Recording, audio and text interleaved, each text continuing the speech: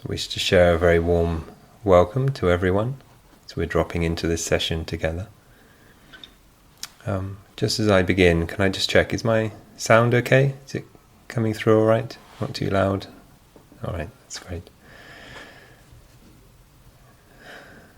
Yeah, so once again, finding ourselves coming into the online Dharma hall in challenging times. Yeah. So really feel invited to take your place, arrive as fully as feels possible,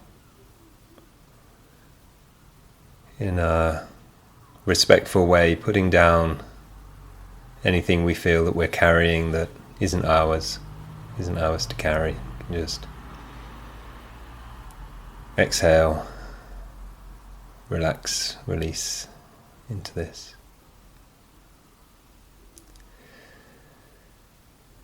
Relaxing, releasing into community, into the Dharma. Everything is welcome to be here. And every one of us, and every part of every one of us is welcome here. And if you wish to, you're really invited to use the chat to say hello, make a connection. Maybe if you want to, announce where you are, how it is where you are, how you are where you are. Anything you wish to put in there can really support a sense of not just our own arriving, but also that kind of wider context of actually who we are collectively arriving, where the nodules in this rich root system are located right now. And as they flow in, I'll just say a few things about the session.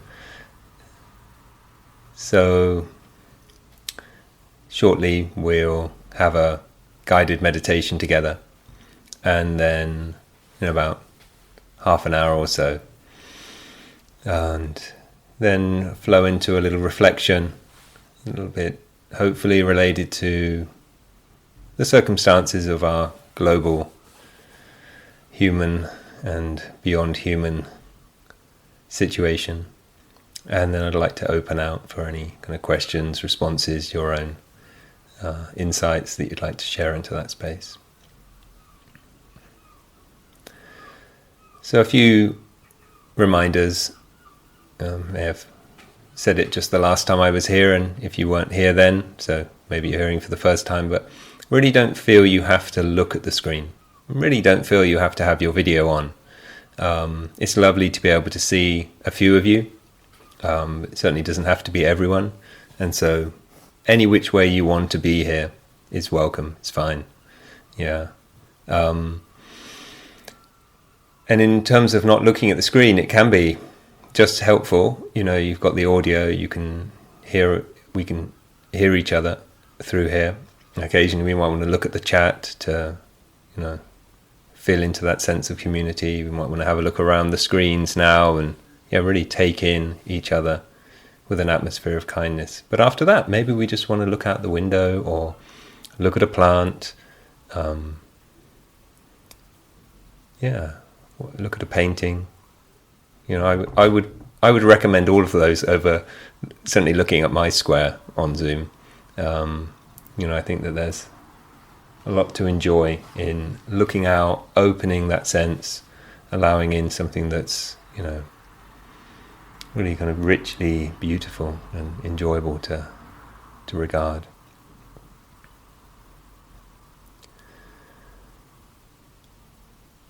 So as what I like to normally do at this point, and I think we'll do it again, is just tuning into our intentions.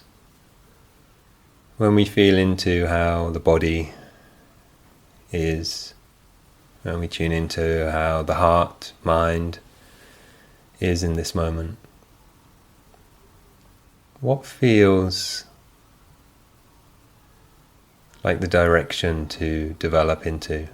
What feels like the qualities to invite into being? What feels like the seeds to plant? in this being that's related to this world, related to the other beings around us. And we can really dream big.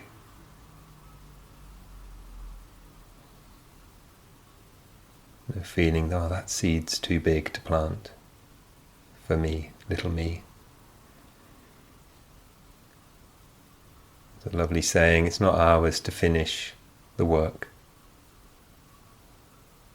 but it is ours to participate. And if you wish to, popping those intentions into the chat.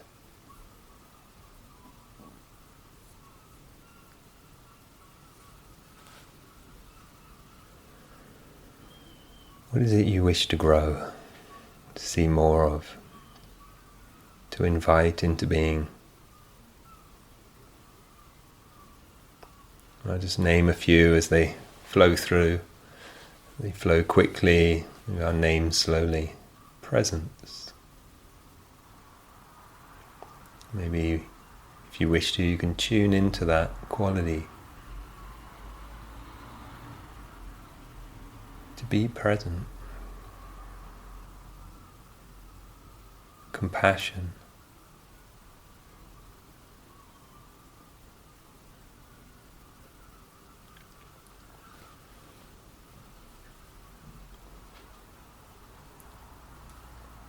It's a lovely translation in the Tibetan for compassion, anukampa, the quivering of the heart with the condition of the world. And maybe there is just a little quiver as we tune into compassion.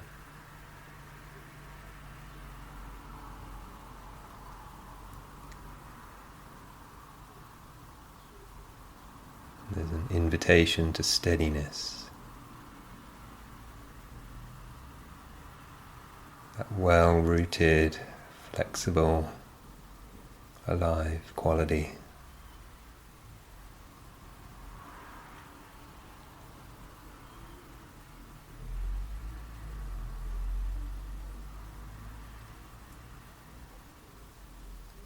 Seeing as we tune into our intentions, and that our in the wider sense of our, the collective,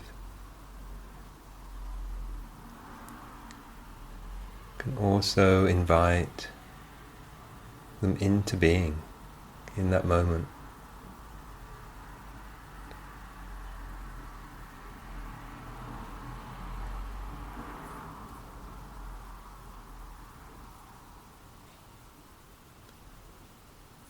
The last one I'll mention, this open curiosity.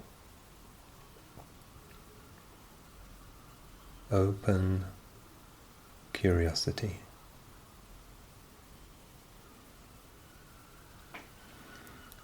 Just inviting you to bring your intention, our intentions, into the meditation, as many or as few as feel helpful.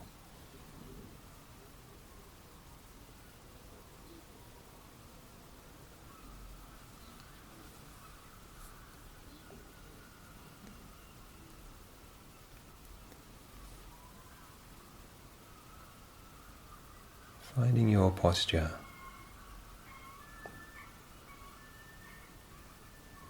As I say, we'll take half an hour for some practice together. But really forget about the time. This isn't about the quantity. I have that feeling it's actually about quality. Quality of our intentions, the quality of our attention is what matters.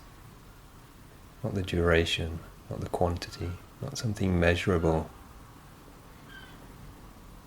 As we bring that intention, hold that body, shape that body in alignment with that intention.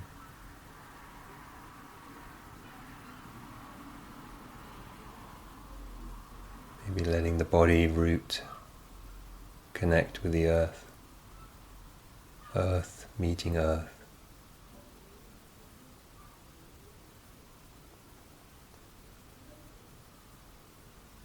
Letting that breath meet the sky,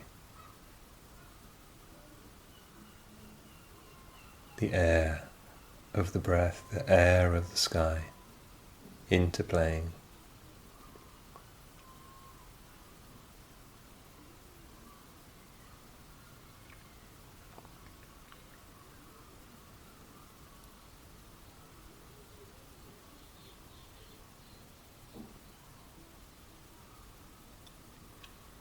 Or inviting out the consciousness into the realm of sounds around us, above, in all directions around, even below, perhaps.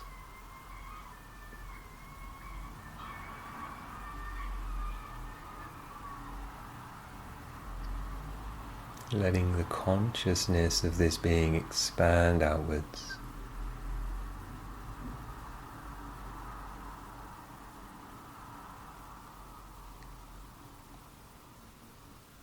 What would you wish to pay attention to? Is it the body, the seat, the posture,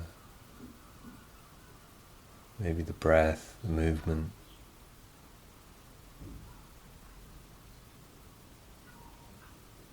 Maybe the sounds. Just choosing one as the resting place. I'll come back with a few reminders occasionally through the meditation.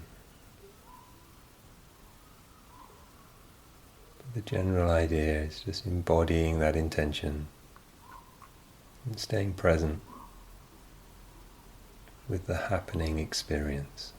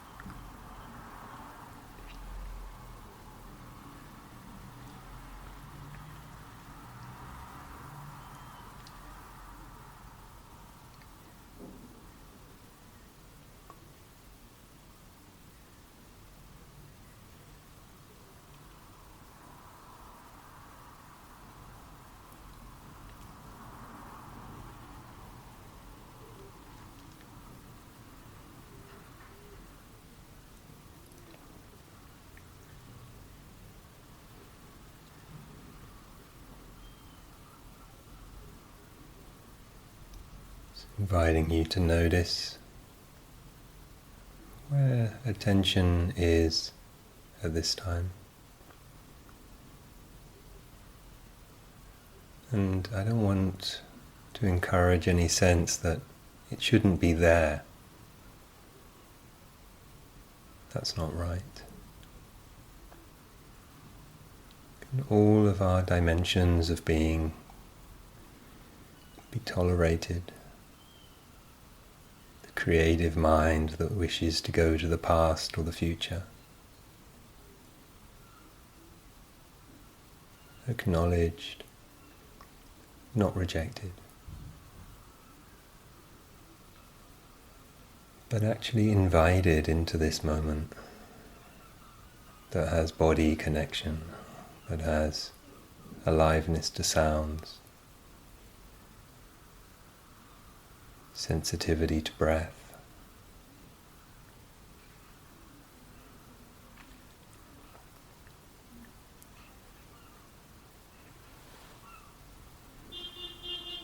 And so there can be again this rooting in the posture, or this breathing the sky with the breath,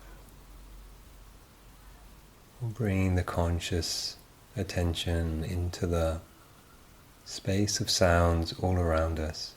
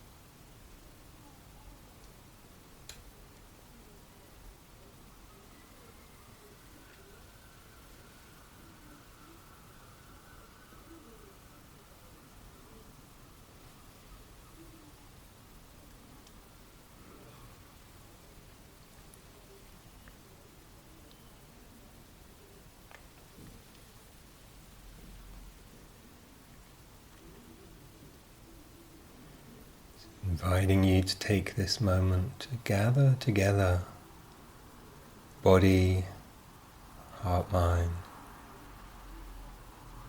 into this moment. How it feels to be gathered. What can easily be spread out, distant.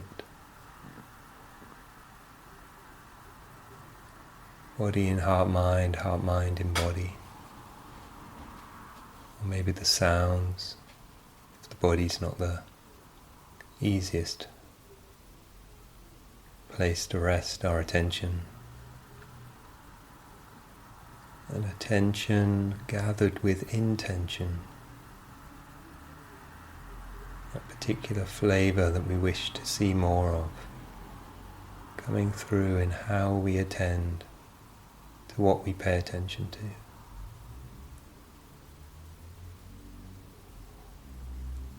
A gathering together of consciousness and body and presence with intentionality.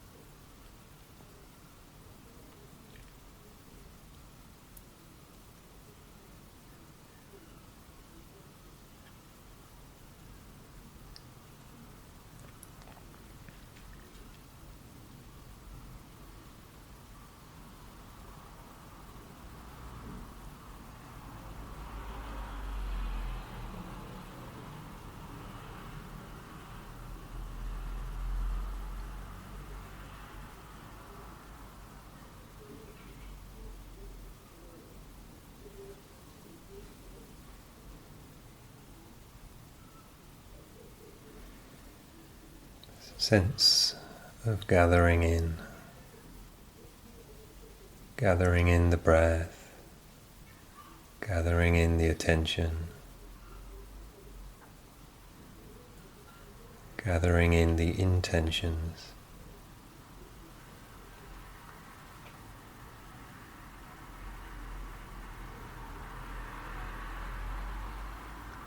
You can have a sense of the community here gathered together and gathering in together into presence,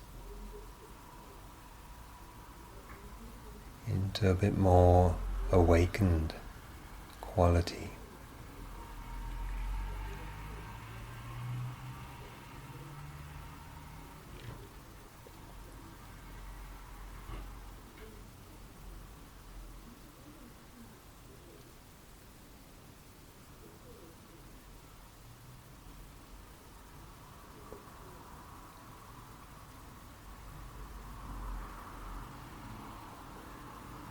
We can also regard what we attend to with presence, with intentions and attentions, also as gatherings. The breath, this gathering of sensations, sounds, these gatherings of vibrations.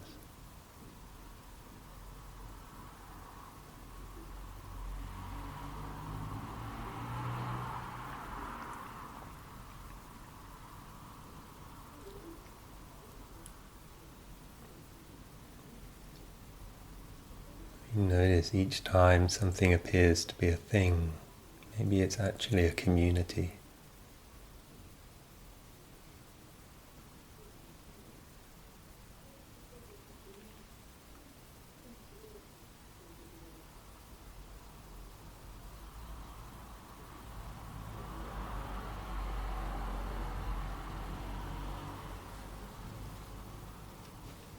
Maybe not even a fixed community. As we feel the rootedness of the body, so feel the earthiness of the body, the cells of the body, the cells of the chair, the floor that the body rests on.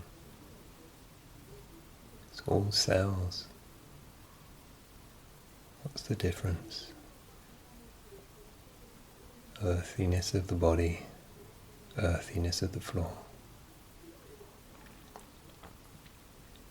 Or the airiness of the breath and the airiness of the air around us.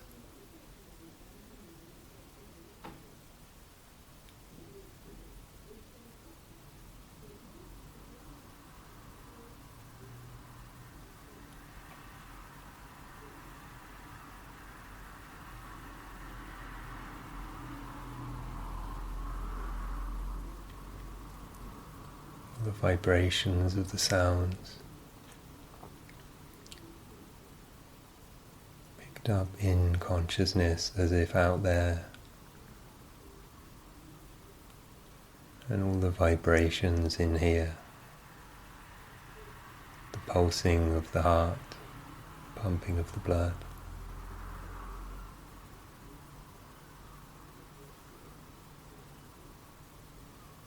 All vibration.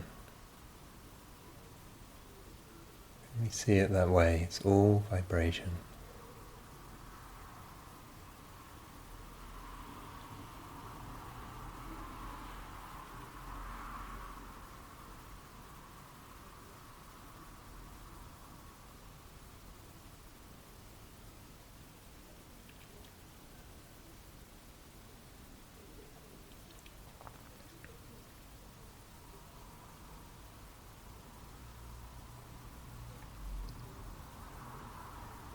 It's all GAIA, the earth goddess, the earth, the living earth.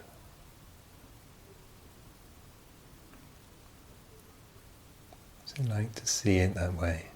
We are the living earth, this is all the living earth.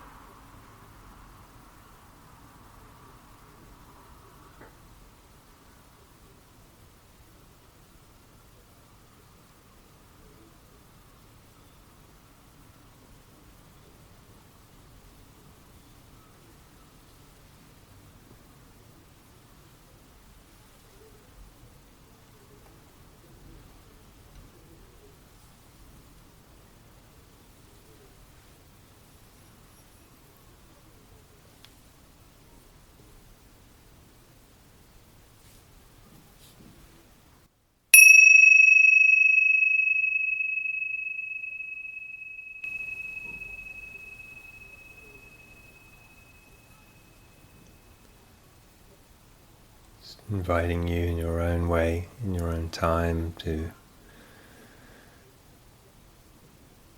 bring what's helpful from the meditation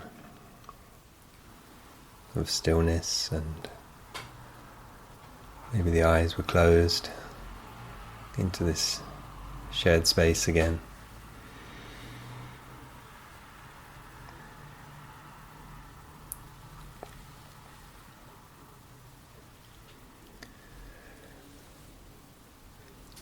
And so I was dropping in at the end of the meditation there, just a few different ways of regarding our selves, the cells of our body, the cells of the earth, the cells of the air coming into the body, and of course within that the whole dance of molecular life within all of that, and shared within all organisms, within all ecosystems, the whole planet here, this remarkable, amazing entity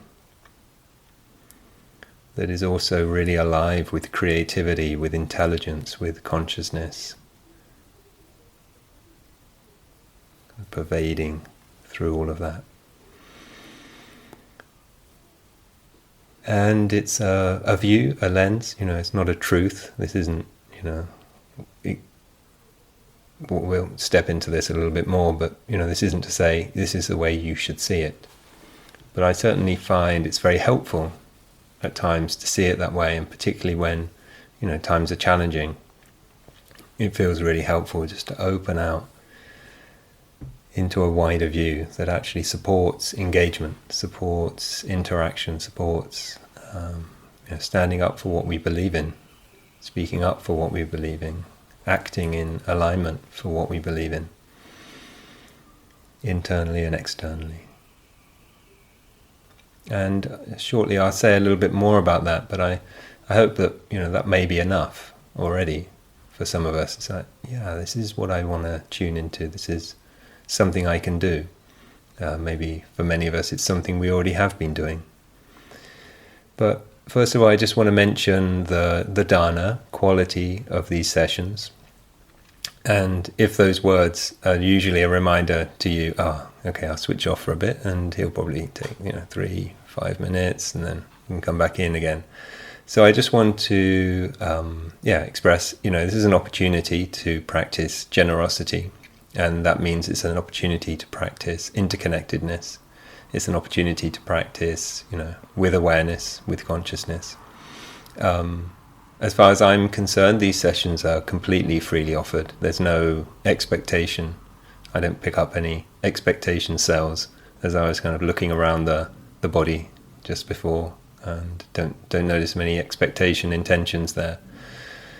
But, if you're in a position where you're able to support Gaia House, you're able to support, those who come here and offer these teachings, give their time, I'm sure give a lot of thought beforehand as well to what's going to be offered, and all the, administrative work that goes on with Gaia House. And this is one of the ways that we can engage with them, is by offering our support, our participation in the spirit of the Dharma. And so if you wish to offer dharna to Gaia House, you're very welcome to just retrace your steps. How did you get here? You must have pressed a link somewhere on the Gaia House website. You'll find from there, a dharna offering location. For me, I would be really happy if you give your dharna to some really worthwhile cause, for something that's happening in the world, that something that feels meaningful to you. And if you want to prod in a certain direction, last evening, I came across a podcast. It was called the Bunker Podcast, and they had an interview with someone from the White Helmets, who are working, currently they're kind of in northwestern Syria, doing their work, and it's so inspiring. We really recommend a visit to the White Helmets website, and if you want to offer some dharna to something that's really remarkable, they are really risking their lives to save their fellow citizens from really disastrous attacks. those of you who, we know what's happening in Ukraine, and, those of you will know the uprising in Syria almost came to an end before Putin stepped in and very violently, kind of supported Assad, and the human rights atrocities there continue. And they're out there working and saving people from collapsed buildings and all of that. So yeah, I think it's really, really inspiring to tune into them, and it's also quite harrowing as well, of course. But if you would like to listen to that, the Bunker podcast about the white helmets in Syria was really, really inspiring, really beautifully put together. And I put their website, not the Bunker podcast. You can search for that in your own. But this is that's the White Helmets website. So if you feel inspired to check into that, you're very welcome to. So yeah, once again, here we are in the Dharma hall in challenging times.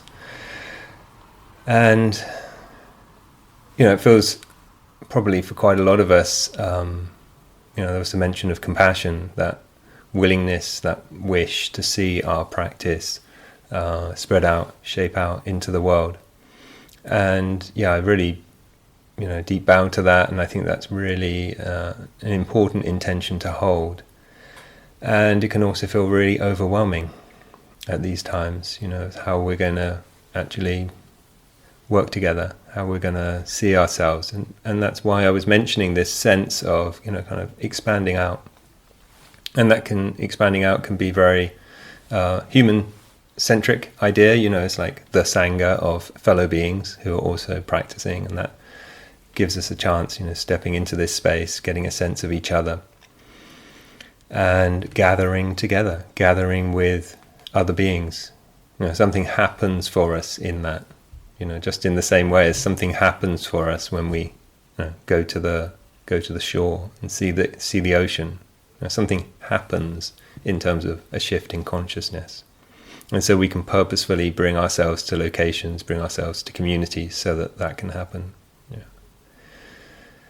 So important to gather and be a part of gatherings. And I think it's really skillful actually to see that we are a gathering of gatherings. That each individual us, we are also a community. And kind of just seeing ourselves as this gathering of cells in our organism.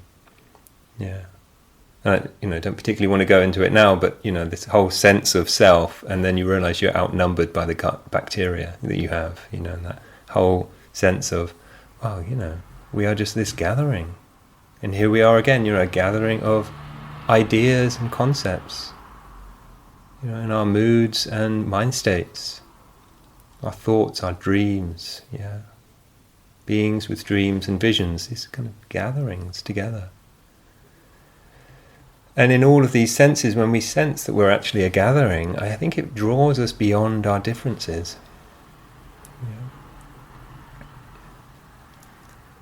Recently I was listening to another podcast actually with the Mind and Life community. Probably many of you will know about this. The Dalai Lama is involved with kind of exploring the intersection with spirituality, meditation, our techniques, mindfulness, all of that, with a very kind of rigorous scientific investigation of what actually is happening? How is the scientific view and the spiritual view actually kind of aligned, and where is it different? And they had a lovely interview with Vandana Shiva. People know about Vandana Shiva. She's super, super amazing being. She's an eco-feminist, a really skilled author, a trained physicist in quantum mechanics, and Indian from the Himalayas, and she's also a very profound activist, and a very, very eloquent speaker as well, actually. Really just an absolute joy to listen to. And she gave this exposition of our situation on this planet, and what's actually causing the sense of separation, the sense of lack of connection, which is actually draining our energy, draining our capacity to feel able to get engaged, to get involved with the challenging times that we're living through. And she points back to Descartes, the Cartesian divide, all these ways of kind of splitting ourselves up from the earth, that we are apart from nature, we will conquer nature, we will, do all these kinds of things. And part of that vision is actually reflected back in sometimes the questions we ask ourselves. Am I doing enough? Are my dreams big enough? Am I staying with things for long enough? Is my life weighty enough? Are my dreams weighty enough? They're not unimportant questions, but perhaps for the Dharma, it's very helpful to step away from these quantity-based questions and move ourselves more towards the quality-based questions. Yeah. What am I trying to do? How is this looking? Yeah. And so Vandana Shiva, she said, most people don't realize how Cartesian our thinking has become, how everything has been reduced to measurement, to quantification, to size, to weight. Qualities have just gone. Relationships have just gone. Relationships. Really the key in our lives for meaningfulness, yeah? Just like qualities, meaningfulness is relationships. And I think Dharma is an exploration of ways of relating. Ways of relating. Yeah. So as I said at the beginning of the meditation, we're going to meditate for 30 minutes, but don't for a moment, divide that up. Yeah. The hour is made minute into minutes, and it's secondarily made minute into seconds. We're going to divide it up. How many mindful, minute minutes and mindful, minute, secondarily minuted seconds did I do? Am I good enough because of that? And because this Dharma is ways of relating, and we wish, for our Dharma to expand beyond the cushion, we also need these kind of ways of listening, ways of meeting, ways of acting as a living being for all living beings. Yeah. And all of the Dharma is actually rooted in this deeper and deeper sense of interconnection. Yeah. And that really supports our engagement with the world, our engagement with the whole gathering of this being, body, heart, mind, and the whole gathering of humanity, and the whole gathering from humanity to all the other living expressions. Yeah. And a disentanglement with the world. Yeah. I wouldn't say a disentanglement from the world, but I think a disentanglement with the world, so that we can have that wider view. Yeah. These various worlds, this world of myself, I can regard it. Yeah. Many of you will know, the word equanimity, rooted in this word upekkha, meaning to look at as if from above. That moment when we kind of catch ourselves, it's like, whoa, what happened there? It's like, oh, what was I doing? Why did I speak like that? Is that moment where we, look as if from above. And that's a really skillful moment, not to dive into judgment. This step away from essence into activity, so core in the teaching. Is like, well, what happened there? Such a useful question. Not, who does that then define me to be, so that I can, rate myself onto the quantification rating, yeah? Equanimity also means to be equal-hearted to all things. Anger arose, frustration arose, pain arose. Equal-hearted in the midst of life. And this self-view is really important to get a handle on. Yeah, it's not like, we'll forget about the self and, let's get on with fixing the situation in Ukraine or Syria or the climate or, the unequal treatment of genders and classes. But the self-view is really important. We really need to reconnect,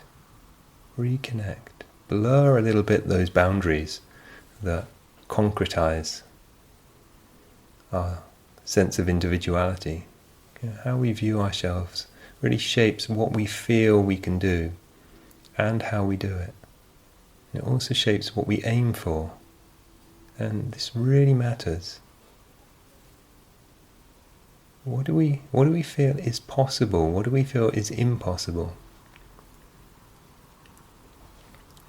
Awakening or enlightenment or getting completely free. Is it possible or impossible? Interestingly, we might think that might be independent of its possibility. But actually, how we hold that shapes how we live, and then, shapes the probabilities, right? I don't think that's a really absurd thing to say, but we might not notice it does. Or if we say, selflessness, is it possible for a human being to be selfless? Some of the time, a lot of the time, all of the time? Is it possible or impossible? So these self-views, they actually create structures that we live within. Is it possible to live in harmony with nature these days? As a modern human, is it possible or impossible? Have we decided, or is it, someone mentioned that intention, the open curiosity. Are we investigating it, or no, probably not. Is it possible to live with a sense of non-separation? Non-separation, really kind of wild interconnectedness. And if we just presume it's all possible, just as a default, let's just say it's possible, then we can ask the question, so what would it take to move towards them? It might be, it's going to take a lot of practice. A lot of mistakes, a lot of reviewing. That didn't work. A lot of facing up to where we're selfish, where we're guarded, where we're limited. If we're going to be, moving towards selflessness, can we, taste the water that we live in? Like, the fish that swims in the water doesn't know the flavour of its own water. Can we get to know the flavour of our own water and be really skillful to understand? We will probably find it much easier to taste and bring attention, that negativity bias at play, taste and notice, my failings and not my beauties, not that moment where I was selfless. Because I can guarantee for you, you have been selfless today, but you may not have noticed it. We can reframe the things that we did, things that we do, acts of kindness, acts of respect. The other day I was driving along the road and it was foggy, and I was just noticing, isn't it great that other people stay on their side of the road? It's amazing. Well, that's obvious, of course they do. No, it's really kind, really selfless in a sense. Can we, if we're looking for harmony with nature, can we recognize that humans are nature? We are nature. Human nature is nature.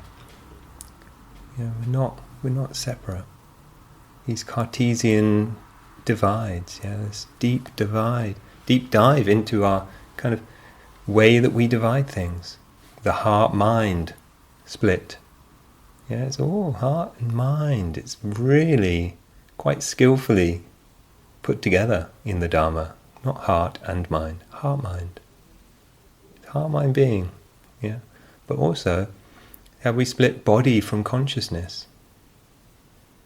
Have we split body from earth? The body that can walk around is not made of the earth. It's different, it's something different. I look at the earth. I remember listening to Alan Watts probably 25 years ago now, and he was saying, that people say that we, come into the world.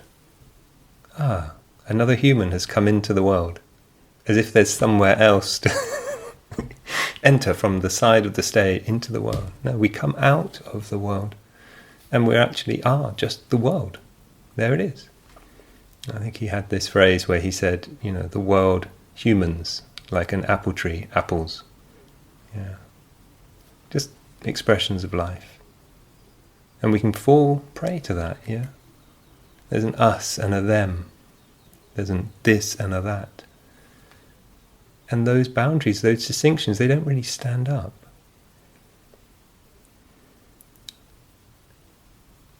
And yet, we create funny little connections. I read in the news recently some people saying, we should take in Ukrainians because they're Europeans, they're just like us. I wonder what that makes Syrians feel like. Yeah, they're also just like us. All refugees, just like us. Yeah. In fact, all living beings, just like us. What's the big distinction? That some living beings can be caged, experimented on, stolen from, disabused of freedom, when they're just like me. Doesn't make any sense. This lovely teacher was sharing some metta practice and would say, just like me, you wish to feel safe. As we're offering the metta to another, just like me, you wish to be well. Just like me, you wish to be contented. You wish to be free, freely living with ease, just like me. And just like all the rest of us, so do I. I wish to feel safe. Can that start to not mind where it's coming from, where it's going to? Starting to blur those boundaries, starting to dissolve those distinctions. What will it take? What am I not yet doing? How can my practice support this? And we can see it's probably going to take a lot more than we usually give. Okay, and at first that might seem, living from a place of interconnectedness, well, how am I going to, get the resources to, so to speak, finance that, not talking about money, but just, how am I going to pay off all the resources it's going to take? Getting to know, the water that we swim in. There's a lot of unequal distribution, the white privilege. Can we get to know that? A system that promotes imbalance, makes our whole society systemically racist, really. Yeah. All the way that money has been, fed in to create a sense of value for things that aren't the most valuable things. And when people come together and they, we're not talking about getting your wallet out for something, and we ask, what do you want to see more of? Always name something priceless. Always name something priceless. More presence, more compassion, more curiosity, more beauty. Yeah. You need to avoid the temptation to make an enemy of another node in the network as we're moving forwards in our life as well. Yeah. It's just another node that needs to awaken. Are we complete? Yeah. We too need to awaken more and more. And that may be exactly what they're actually inviting us to do while they're annoying the heck out of us. Actually saying, no, there's a little boundary here you haven't softened. Yeah. Are we willing to be not comfortable? Yeah, I've mentioned this in here before, and certainly I mention it a lot because it's one of my edges. I keep forgetting that I like to not be comfortable. I keep defaulting back to, I might do that, but it doesn't feel very comfortable, and I get complacent.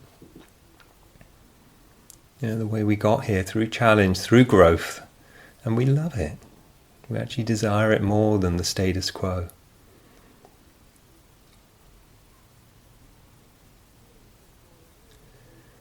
And one of the reasons I keep mentioning intentions for me as well, I keep forgetting my intentions, keep forgetting to set my intentions. As A.J. Must said, there's no way to peace other than peace. Peace is the way.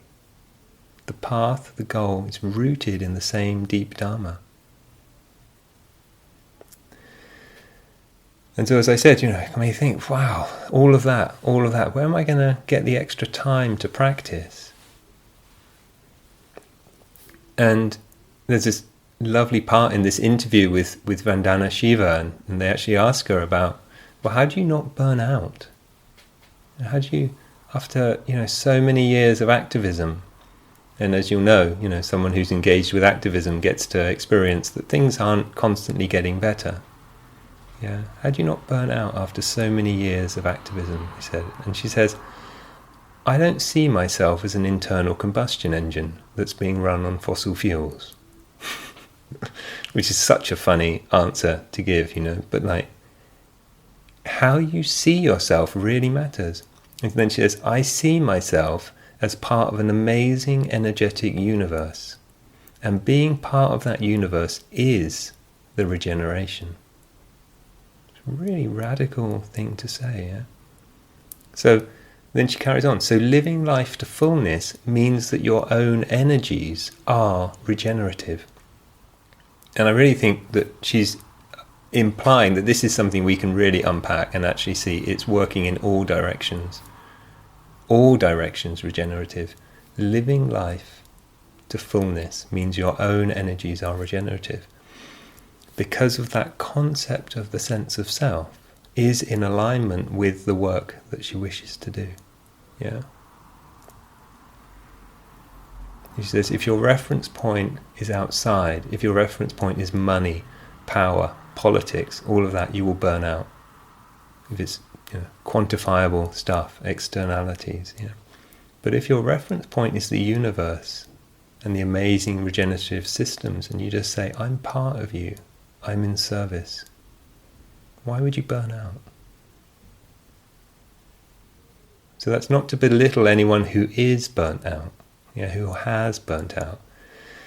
And, it's also not to idolize Vandana Shiva. I think, as I was kind of implying, many times we can't taste our own fragrance. Maybe she doesn't realize what a, polymath, genius, and creative entity that she is. And thinking, oh, it's just that. It seems easy, maybe. But in the same way, if we tune into our sense of interconnectivity, where meaningfulness has its meaning, sensitivity takes priority, and we can really see it actually becomes easier to act. It becomes easier for us to show up to ourselves, to what flows through.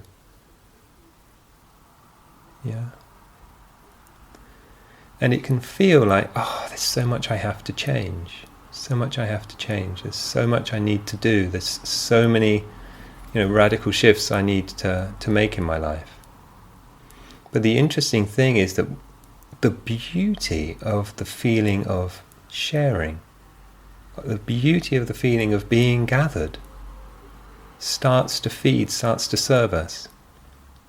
So like just one mindful moment, and I can feel like, maybe I'll just follow that fantasy through, not come back to the breath, to the sounds, to the being present, because we kind of delude ourselves. And when I finish that thought, I'll get to some gold pot at the end of the rainbow of that fantasy. Never happened, has it? It was never really worth it. And then you actually come back and just say, actually, with a sense of renunciation, in a sense of, I will let go of that fantasy. Because I've done that, I've gone that way. And just have a really nice breath. Or have a really expansive opening to sounds. Or really sensitive rooting into the earth. Earth on earth. Such a gift. Can be really delightful. And so by acting in accordance with that, we open ourselves to that birthright of being present, being more awake. And it almost always feels better. Almost always is worth doing. So in the same way, if I take the view, I'm one with all the living beings. And if I drink that animal's milk, or if I wear its skin, or I eat its flesh, or I use its work, I participate in locking its cage. in separating it from its family, draining its hope out of its life. But when I don't contribute to that. Yeah. And when we all don't, it won't happen at all. It won't happen at all. All just a gathering of gatherings. And we can play our part, we can do our thing. And when we act in that way, we are in tune more with others. Yeah, so the renunciation is born into joy. Yeah, renunciation is joy for what it brings into being, who we sense we are and feel to be. And really, we're all in this together. What does it mean if I take that flight, or leave the light on, or heat my home until I can wear a t-shirt in winter? I participate, at least a small bit of sea level rise. Or I put a bit more speed into that hurricane, or a few more coins into war. Some of which won't affect me for some time, but it will affect me interconnectedly. It will affect my brothers and sisters, my fellow beings. And remembering again that interconnection leads to and then reinforces the joyful interconnection, which gives birth from the renunciation and gives birth to more renunciation and more interconnection. Yeah, and slowly we start to awaken more and more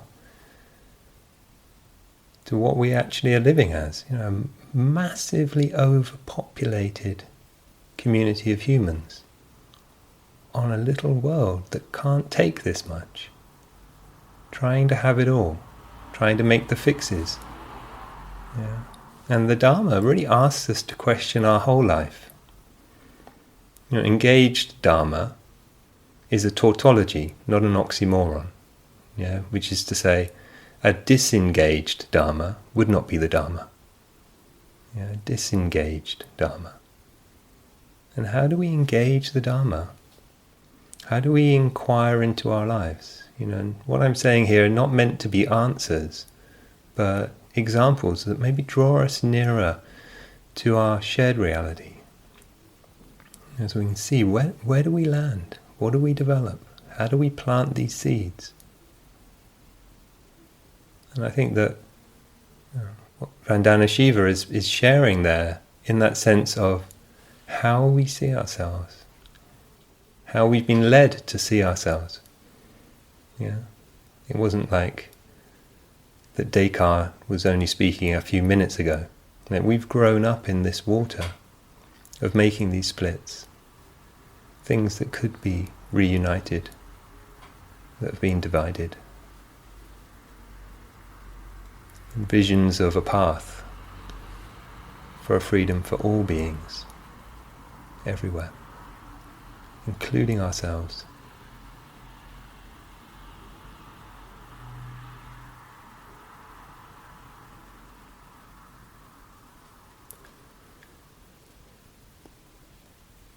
So that's what I wanted to bring into the space from my side, and I hope that that's somewhat useful, somewhat helpful, and points towards what we're living in a positive way.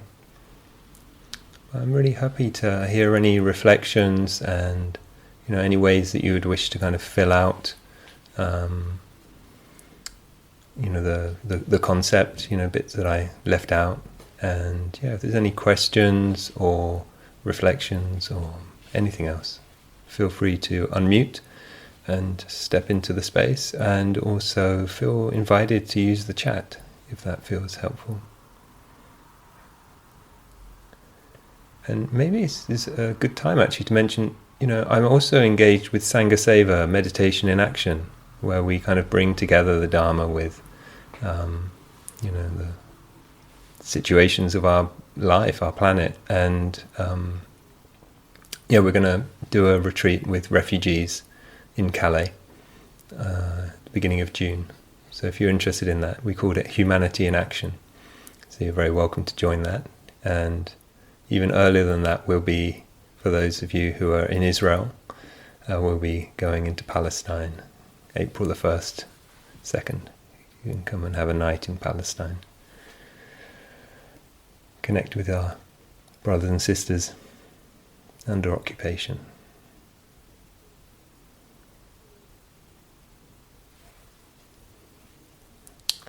For Sangha Seva? Yeah, so let's see if it will work. Yay.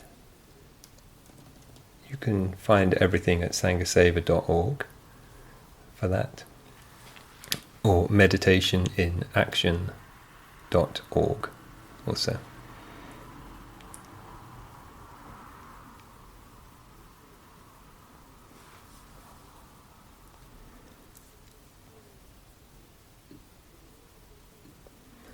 And, likewise, if I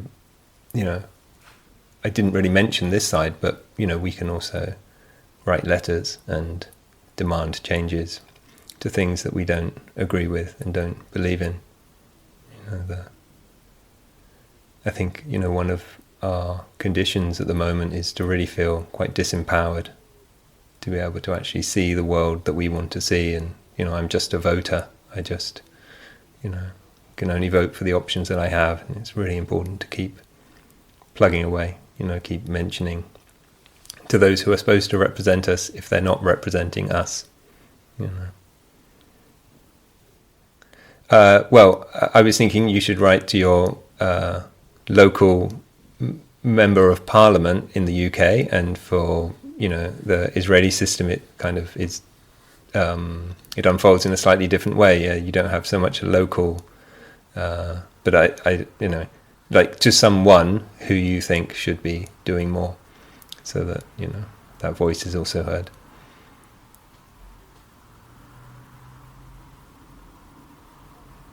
Yes, please do. Yeah. So the participant here was sharing that they feel very inspired, but also have noticed over the years of COVID that I feel a lot there's wishing to do, but actually not knowing where to start. There's so many good causes, and so the question is, where should I start? Yeah. So I mean, it's a really wide open question. I mean, I guess it's probably worthwhile engaging with something that has meaning for you. It's like we hear about a lot of the issues of our time, and we live in, systemic, more or less misogynistic, racist, careless, xenophobic cultures, unequal in terms of, capital and property and all of these kind of things. What really brings you a sense of fire? Yeah, and what actually gets you angry can be quite a helpful question.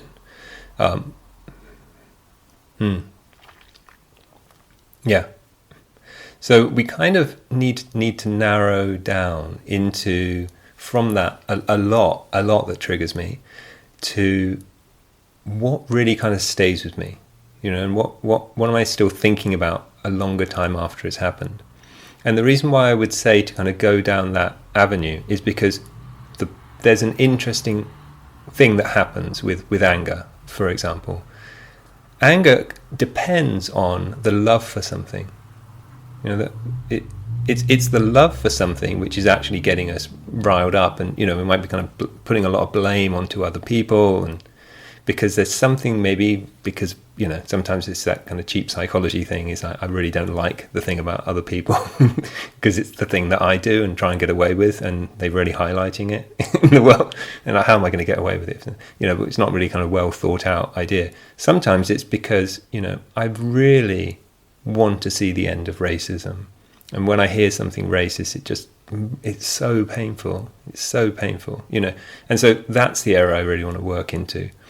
So it's probably good for each of us to have like one kind of small passion where we engage, and that love we can tune into, because we can kind of notice it coming up in relationship through the anger, and then the way that we emphasize are expressions of love, then are transforming that anger kind of impulse, we could say.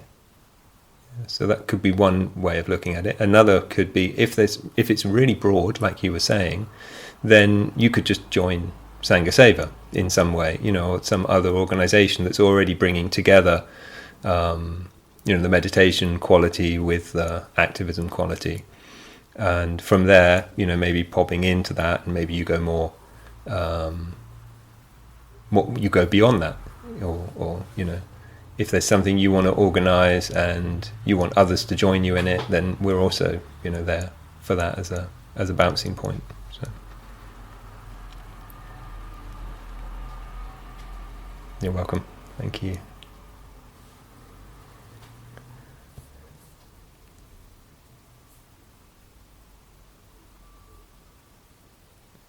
Yeah, and so there's a mention in the chat, Greenpeace are really a good source for campaigns and petitions, and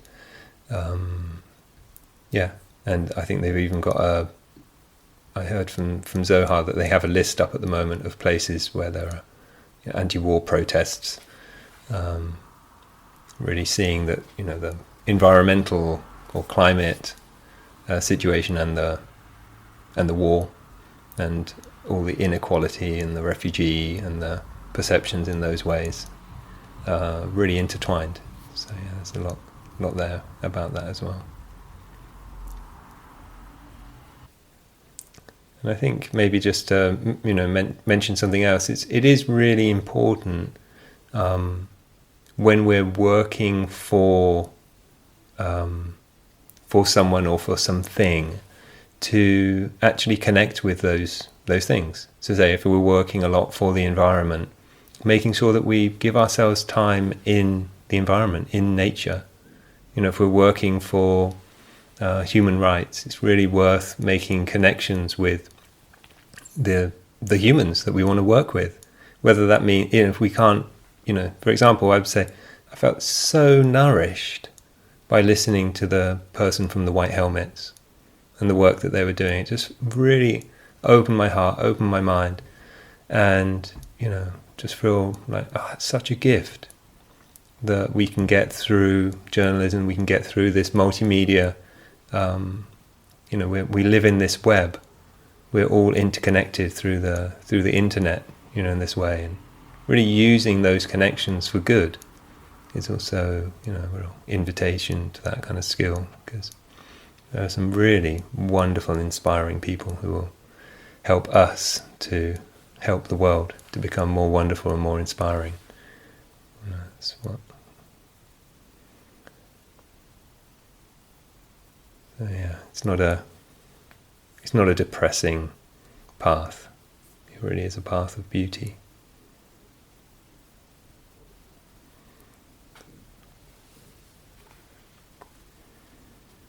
And someone's put in the chat a recommendation. It's not a book I know. Jeremy Lent's book, The Web of Meaning.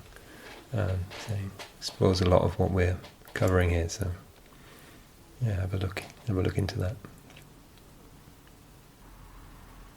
Okay, so maybe we'll draw it to a close here, and feel free to stay in the hall for as long as you wish to. But enjoy this moment of connection and support, and may it serve you well and those around you and all beings everywhere. May our practice aid our own awakening, whatever that may mean for you, and also the awakening for all beings into more freedom in every possible way. Thank you for taking the time to be here. Thank you for your presence and your practice. Wish you well.